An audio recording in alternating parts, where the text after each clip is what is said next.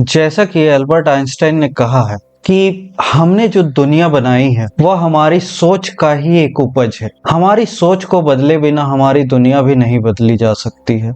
इसी वाक्य को हम एक उदाहरण से समझने की कोशिश करते हैं। वर्ष 2002 की बात थी। उसने अभी अभी एक हाईटेक ऑनलाइन भुगतान कंपनी में अपने शेयर बेचे थे, जो उसके जीवन के तीसरे दशक की शुरुआत में ही उसके लिए मल्टी मिलियन डॉलर की भारी भरकम संपत्ति लेकर आए थे। इतनी छोटी आयु में एक बड़ी सफलता प्राप्त करने के बावजूद उसने यह सब केवल समुद्र तटों पर धूप का आनंद लेने के लिए या अपने जीवन के शेष समय में कुछ भी न करने के लिए नहीं किया था। एलन मस्क ऐसे व्यक्ति हैं जिनके पास अपने जीवन और मानव जाति के लिए अजीबोगरीब योजनाएं थी। एक क्रमिक उद्यमी के रूप में उनका अगला कदम वास्तविक दुनिया में किसी मूर्त वस्तु का निर्माण करना था, जो दुनिया को बदल सकती थी। इंटरनेट व्यवसाय में अपने पिछले अनुभव के बावजूद अब वह पृथ्वी से परे सोच रहा था और अंतरिक्ष व्यवसाय में प्रवेश कर रहा था, तथा उसका उद्देश्य था अन्य ग्रहों पर मानव जीवन की संभावना देखना, यहाँ तक कि मंगल ग्रह पर एक मानव कॉलोनी की संभावना भी। अगला कदम उनके लिए यह पता लगाना था कि अंतरिक्ष में यात्रा कैसे की जा सकती थी। जाहिर है रॉकेट तकनीक के जरिए, लेकिन सबसे सस्ते अमेरिकी रॉकेट की कीमत भी 65 मिलियन अमेरिकी डॉलर से कम नहीं होती, और मंगल पर जीवन की संभावना को देखने का शोध शुरू करने के लिए उसे ऐसे एक से अधिक रॉकेटों की आवश्यकता थी। सस्ती तकनीक की खोज में उसने रूस की यात्रा की और उनसे रॉकेट खरीदने के लिए कुछ रॉकेट कंपनियों के साथ चर्चा शुरू की, लेकिन सबसे सस्ता रॉकेट अभी भी 15 से 20 मिलियन अमेरिकी डॉलर प्रत्येक के लिए से कम में नहीं आ रहा था, और वह भी बिना किसी परमाणु के। इस मामले की जड़ यह थी कि सबसे कठिन वार्ताओं में भी उसे वह नहीं मिल सकता था जिसकी उसे तलाश थी। उसे एहसास हुआ कि अगर वह बाहर से रॉकेट खरीदने के लिए आगे बढ़ता है तो उसे पेपल में अपने शेयरों की बिक्री से जितना कमाया था, अंत में वह सब खर्च हो सकता था। अगर वह कोई और होता तो शायद वह निराश हो जाता तथा ऐसी बाधाओं के सामने आने पर बस ऐसे ही हार मान लेता। लेकिन मस्क नहीं, तो उसने क्या किया? उसने अलग ढंग से सोचा। उसने यह पता करना शुरू किया कि क्या वह एक नए डोमेन में अपने अनुभव की कमी के बावजूद, जो उसके अब तक के जीवन में उसके द्वारा किए गए कार्यों से पूरी तरह से अलग था, कि क्या वह खुद रॉकेट बना सकता था। अगला कदम था यह जानने के लिए और गहराई में जाना कि यह अंतरिक्ष प्रौद्योगिकी क्या थी और कैसे संचालित होती थी। किसी भी इंटरनेट उद्यमी के लिए अंतरिक्ष प्रौद्योगिकी को जानने के बारे में सोचना भी एक बहुत विशाल कार्य था, लेकिन कई असफलताओं और लगभग पूरी जिंदगी की कमाई खो देने के बाद मस्क ने आखिरकार कोड को तोड़ लिया, और आज उसकी कंपनी स्पेसएक्स संयुक्त राष्ट्र सरकार द्वारा अंतरिक्ष रॉकेटों के विशाल ऑर्डरों के लिए एक पसंदीदा विक्रेता है। क्या आप मस्क की आंतरिक सोच प्रक्रिया की कल्पना कर सकते हैं? जब वे रॉकेटों के निर्माण पर विचार कर रहे थे, एक साक्षात्कार में उन्होंने समझाया कि कैसे उन्होंने अपने बूते पर रॉकेट बनाने के बारे में सोचा और उसकी समस्या को समझा। उन्होंने कहा, वे चीजें को एक भौतिकी के ढांचे से देखते हैं, और भौतिकी आपको सादृश्यता के बजाय पहले सिद्धांतों से तर्क करना सिखाती है। तो उन्होंने कहा कि ठीक है, पहले सिद्धांतों पर नजर डालते हैं। रॉकेट किस चीज से बनता है? एरोस्पेस ग्रेड एल्युमिनियम एलॉयज, जो कि मिश्र है, और थोड़े टाइटेनियम, तांबा और कार्बन फाइबर से। और फिर उन्होंने खुद से पूछा, कमोडिटी बाजार में उन सामग्रियों का मूल्य क्या है? तो उन्हें पता चला कि एक रॉकेट की सामग्री की कीमत विशिष्ट मूल्य का लगभग 2% थी, जो कि बड़े यांत्रिक उत्पाद के लिए एक अजीबोगरीब अनुपात है। मस्क की प्रथम सिद्धांत सोच भौतिकी के नियमों के तर्ज पर थी। इसका मतलब है कि आपको पहले अंतिम उत्पाद को उसके मूल अवयवों में बदलना होगा, फिर देखना होगा कि आप इन मुख्य घटकों के साथ कितने अलग तरीके से काम कर सकते हैं और क्या इनसे कुछ उत्पादन कर सकते हैं।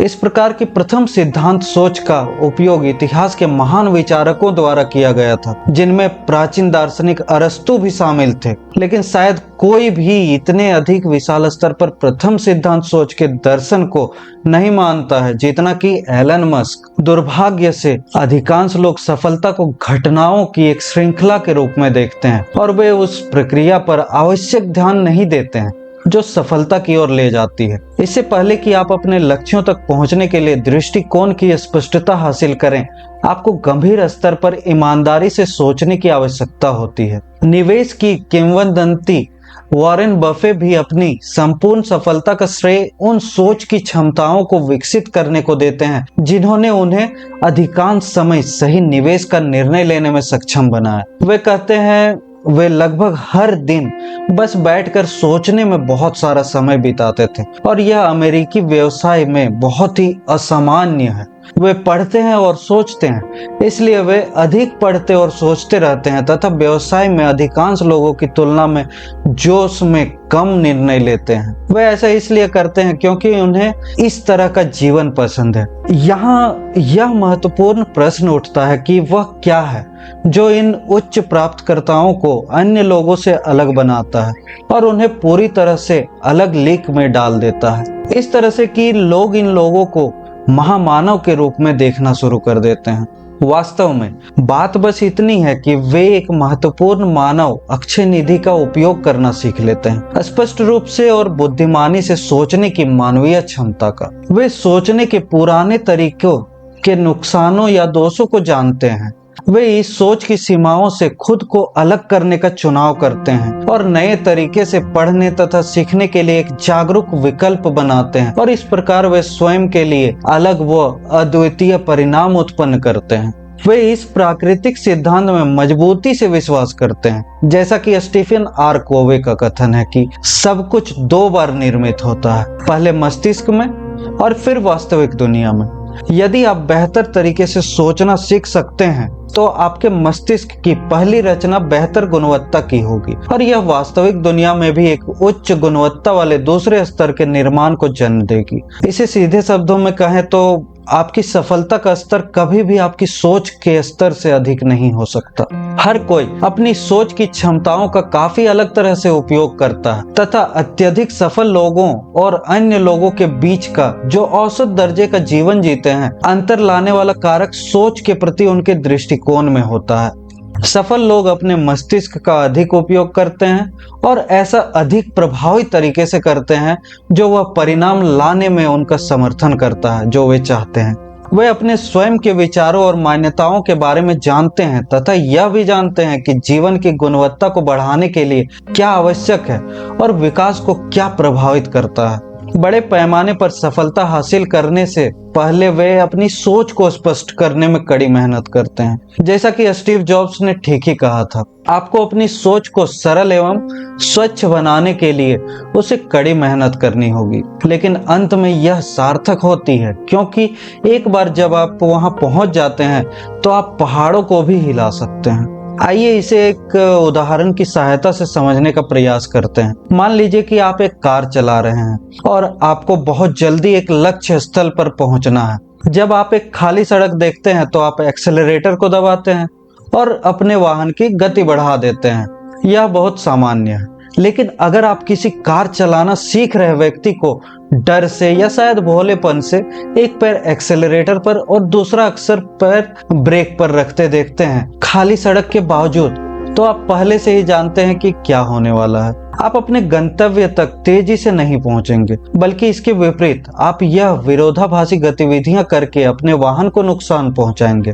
अपने सही दिमाग में कोई भी अपने वाहनों के साथ ऐसा नहीं करेगा, लेकिन दुर्भाग्य से अधिकांश लोग अपने भीतर की दुनिया, अपने दिमागों में यही काम करते हैं। वे परिणाम प्राप्त करने के लिए सर्वोत्तम रणनीतियों और प्रथाओं को सीखने और लागू करने की कोशिश करते हैं जो हमारे दिमाग के त्वरक मतलब एक्सेलरेटर को दबाने के बराबर है। लेकिन दुर्भाग्य से वे एक असमर्थक वातावरण और मान्यताओं के कारण अपने दिमाग में चल रहे गलत सोच पैटर्न के खिलाफ सुरक्षित नहीं रहते हैं, जो एक ही समय में कार चलाने एवं साथ साथ ब्रेक लगाने के बराबर है। सीखने के महत्वपूर्ण घटकों में से एक है कुछ नया सीखने से पहले सीखा हुआ भूल जाना। यदि आपको लगता है कि सोच के पुराने पैटर्न आपके निर्णयों और आपके जीवन की गुणवत्ता को और अधिक समर्थन नहीं देते हैं, तो उन विचारों को अलविदा कहने का समय आ गया है। यदि आप ईमानदारी से नए दृष्टिकोण सीखना चाहते हैं, तो आप सोच के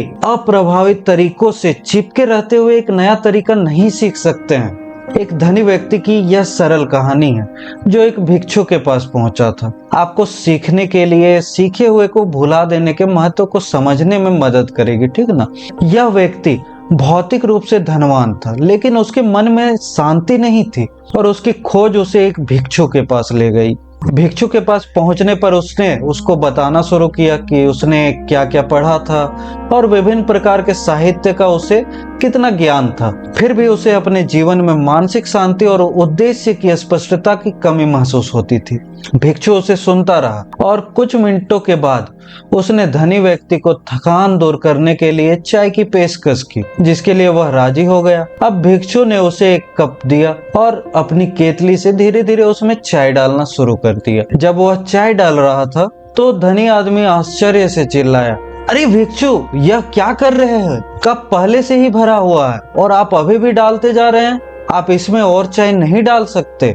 तब भिक्षु ने जवाब दिया, आपका प्याला भी पहले से ही इतने अधिक ज्ञान से भरा हुआ है और जब तक आप अपना प्याला खाली नहीं करते, मैं आपको सीखने के लिए कुछ भी नया नहीं दे सकता। नई सामग्री के आने के लिए आपको कुछ जगह बनानी होगी। इसी तरह आपको भी अपने कप में कुछ नया भरने के लिए उसे खाली करना होगा। आपको उन पिछली सोच त्रुटियों को भुला देना होगा। तब आपको एहसास होगा कि ये सोचने के उन नए तरीकों के विपरीत हैं जो आप इस वीडियो और इस चैनल के जरिए समझे और समझेंगे।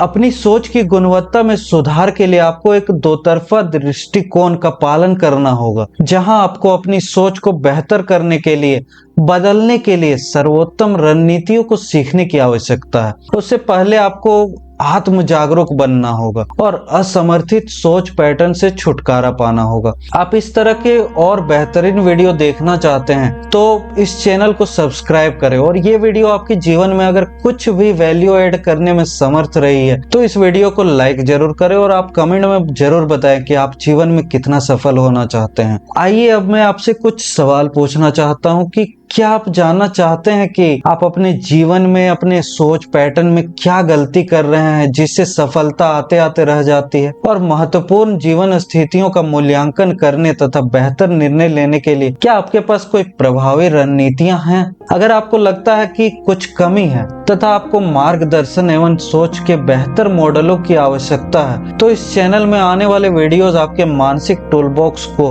कुछ बेहद प्रभावी तरीकों से लैस करेगी, जिससे आपको बेहतर सोचने, बेहतर निर्णय लेने और किसी भी समस्या को हल करने में मदद मिलेगी। आप इस चैनल के आने वाले वीडियोज से समझेंगे कि मनुष्य सामान्य रूप से कैसे सोचते हैं। आप सीखेंगे कि आप अपनी उम्र की परवाह किए बिना अपनी सोच या विश्वास को कैसे बदल सकते हैं। इस चैनल के वीडियोस आपके विचार पैटर्न में उन त्रुटियों को कवर करेगी जो आपको अवांछित तनाव और चिंता दे रही है तथा बुरे निर्णयों की ओर ले जा रही है। एक बार जब आप उन मानसिक अवरोधों से अवगत हो जाते हैं जो आपकी प्रगति को रोकते हैं, तो आपके पास बेहतर विकल्प चुनने के लिए सोचने के अधिक प्रभावी तरीके होंगे। तो आप इस चैनल की वैल्यूएबल कंटेंट्स को मिस नहीं करना चाहते हैं तो इस चैनल को सब्सक्राइब जरूर कर लें। तो चलिए आपसे मिलते हैं अगली वीडियो में। Thank you, tata, bye bye.